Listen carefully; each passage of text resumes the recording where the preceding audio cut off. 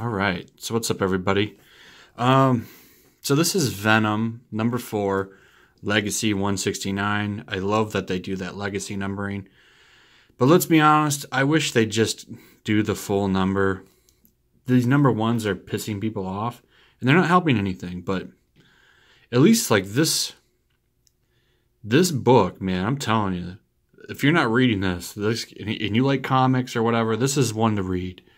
This is one of the few really good books at Marvel.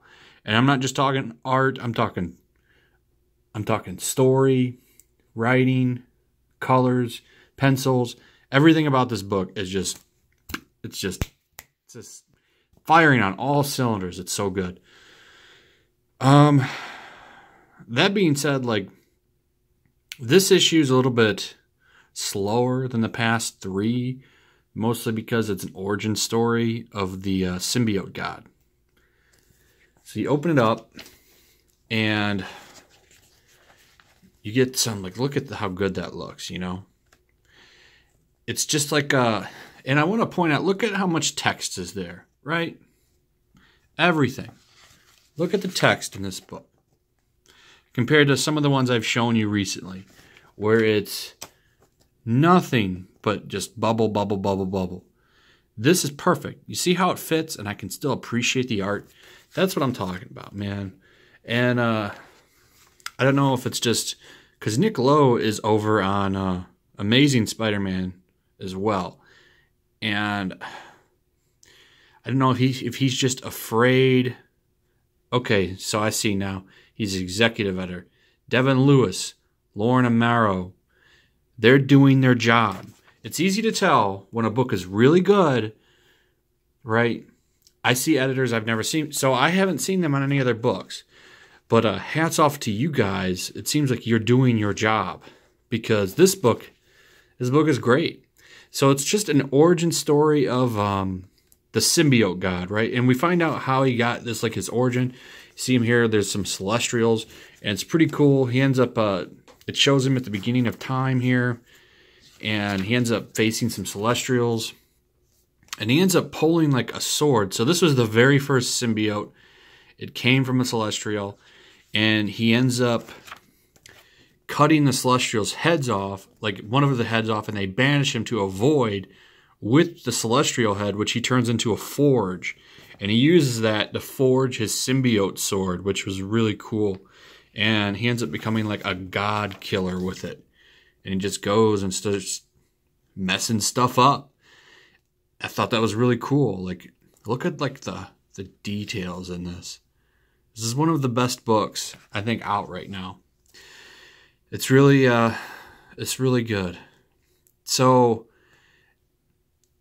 the whole issue, it's him talking to Eddie Brock. Look at him talking to, look at this.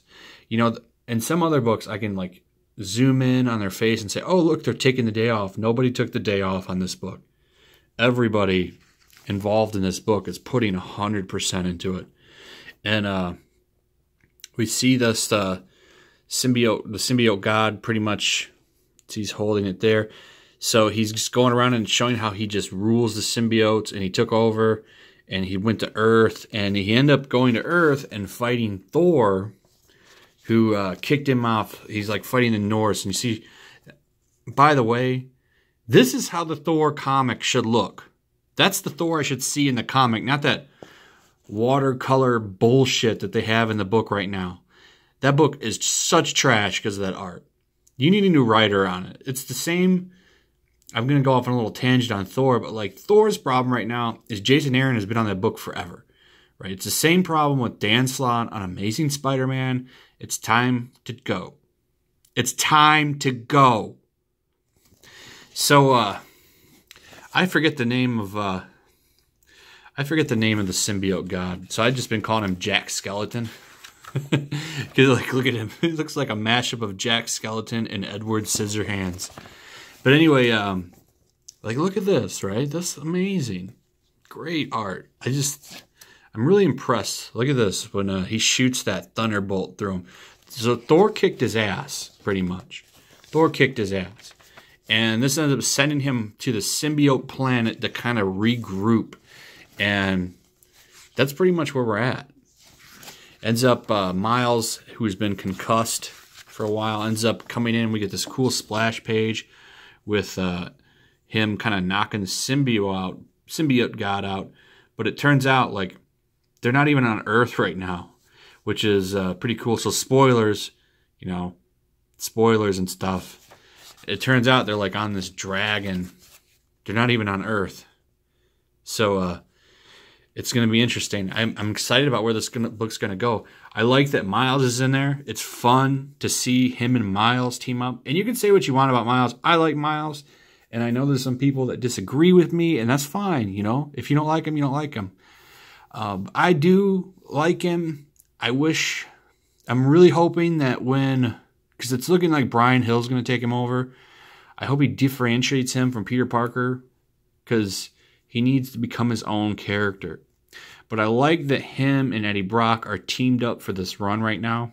I think that's really cool, especially since there's no Miles book right now. But yeah, this book, high recommend.